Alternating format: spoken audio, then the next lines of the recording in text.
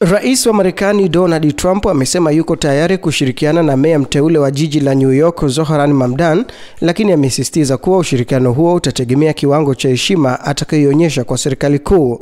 Trump alitoa kauli hiyo siku ambayo Mamdani alitangaza timu yake ya mpito kufuatia ushindi wake wa kihistoria kama Muislamu wa kwanza na pia mtu wa kwanza mwenye asili ya Asia Kusini kushika wadhifa huo katika jiji kubwa zaidi nchini Marekani.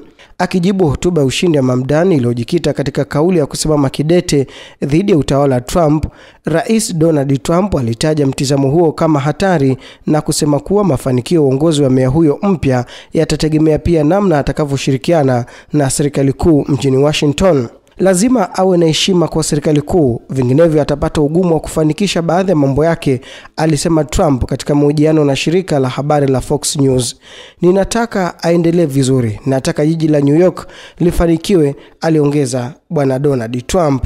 Hata hivyo, kabla ya kauli hiyo ya maridhiano, Trump alikuwa amemuelezea Mamdani kama mkomunisti wakati akihutubia mkutano wa wafanyabiashara jijini Miami, licha ya kusisitiza kuwa serikali yake itaangalia namna kumsaidia kwa kiasi. Mamdani, ambaye sera zake zinajumuisha huduma za kulea watoto bure, usafiri wa mabasi bila malipo na maduka rejareja yanayoendeshwa na serikali, amepinga vikali kuitwa mkomunisti na kujitambulisha kama msocialist wa kidemokrasia.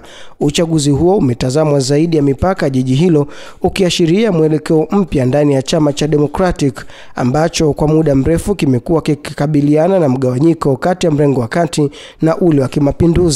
Katika hotuba yake ya kuelekea kuchukua madaraka mnamo Januari mosi, Mamdani alisisitiza kuwa ataendelea kukosoa hatua na sera za Rais Trump bila kusita, lakini akasisitiza kuwa yuko tayari kwa mazungumzo pale inapohitajika. Sitapata kigugumizi kumweleza rais kuhusu matendo yake yalivyo, alisema Mamdani, na kuongeza, lakini pia nitaacha mlango wazi kwa ajili ya mazungumzo.